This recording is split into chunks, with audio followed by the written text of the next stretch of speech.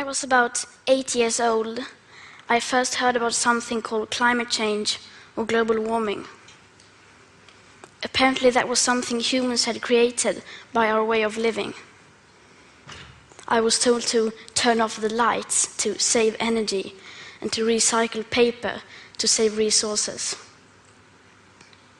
I remember thinking that it was very strange that humans, who are an animal species among others, could be capable of changing the Earth's climate. Because if we were, and if it was really happening, we wouldn't be talking about anything else. As soon as you turn on the TV, everything would be about that. Headlines, radio, newspapers. You would never read or hear about anything else, as if there was a world war going on. But no one ever talked about it. If burning fossil fuels was so bad that it threatened our very existence, how could we just continue like before? Why were there no restrictions? Why wasn't it made illegal? To me, that did not add up. It was too unreal. So when I was 11, I became ill. I fell into depression. I stopped talking, and I stopped eating. In 2 months, I lost about 10 kilos of weight. Later on, I was diagnosed with Asperger syndrome, OCD, and selective mutism. That basically means I only speak when I think it's necessary. Now was one of those moments.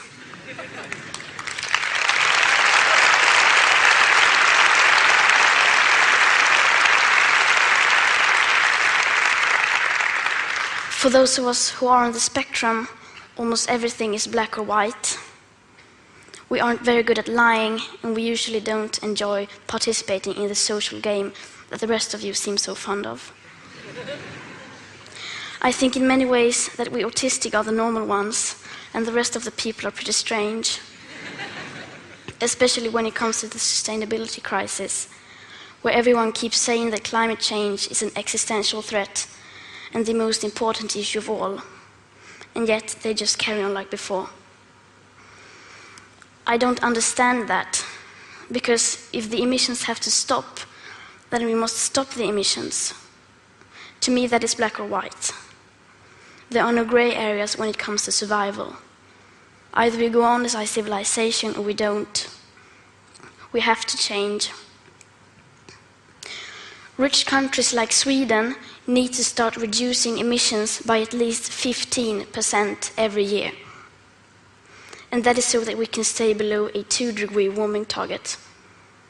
Yet, as the IPCC have recently demonstrated, aiming instead for 1.5 degrees Celsius would significantly reduce the climate impacts. But we can only imagine what that means for reducing emissions. You would think the media and every one of our leaders would be talking about nothing else, but they never even mention it. Nor does anyone ever mention the greenhouse gases already locked in the system, nor that air pollution is hiding a warming, so that when we stop burning fossil fuels, we already have an extra level of warming, perhaps as high as 0.5 to 1.1 degrees Celsius. Furthermore, does hardly anyone speak about the fact that we are in the midst of the 6th mass extinction, with up to 200 species going extinct every single day. That the extinction rate is today between 1,000 and 10,000 times higher than what is seen as normal. Nor does hardly anyone ever speak about the aspect of equity or climate justice, clearly stated everywhere in the Paris Agreement, which is absolutely necessary to make it work on a global scale. That means that rich countries need to get down to 0 emissions within 6 to 12 years with today's emission speed.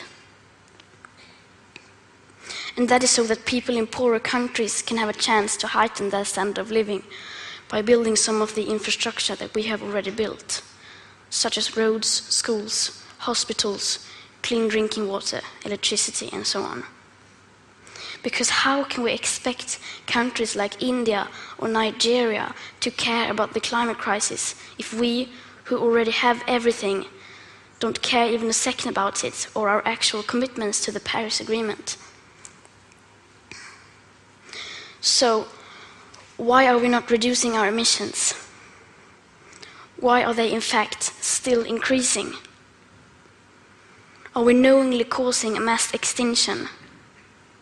Are we evil? No, of course not. People keep doing what they do because the vast majority doesn't have a clue about the actual consequences of our everyday life. And they don't know the rapid changes required.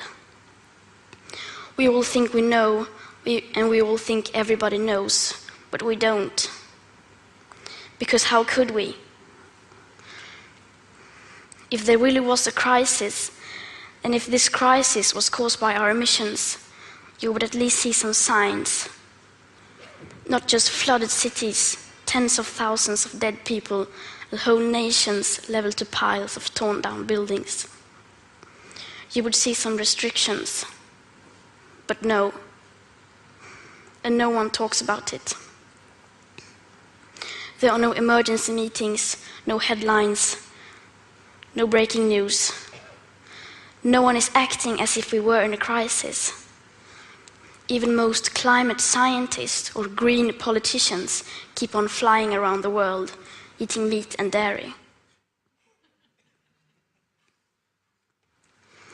If I live to be 100, I will be alive in the year 2103.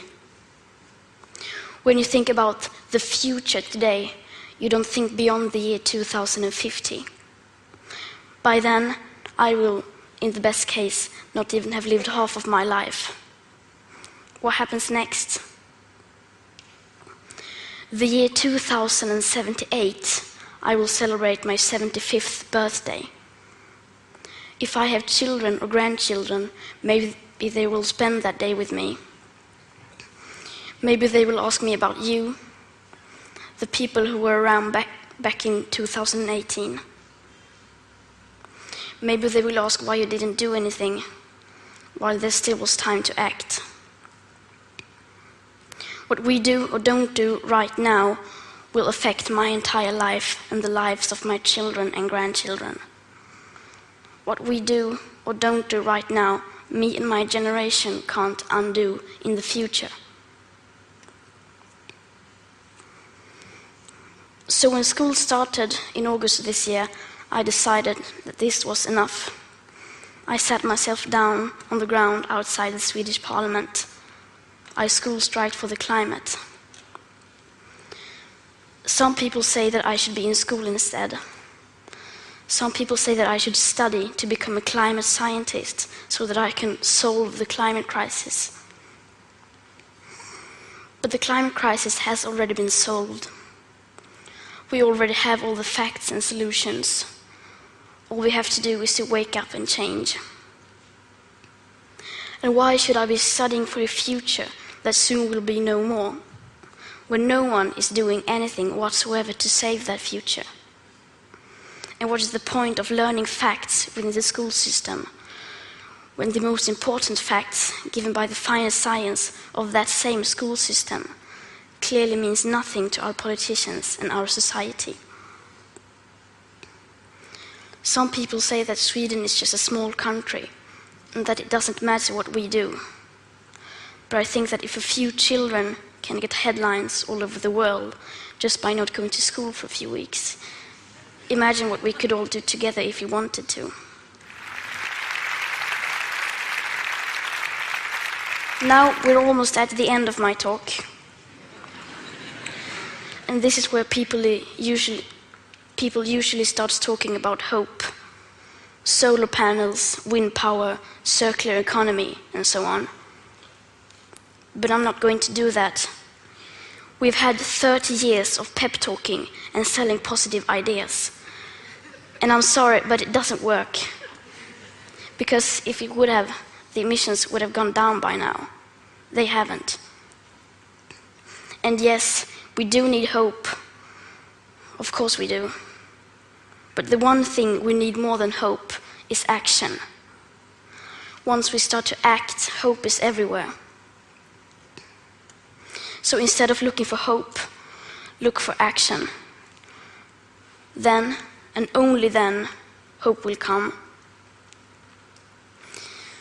Today, we use 100 million barrels of oil every single day. There are no politics to change that. There are no rules to keep that oil in the ground. So we can't save the world by playing by the rules, because the rules have to be changed. Everything needs to change, and it has to start today. Thank you.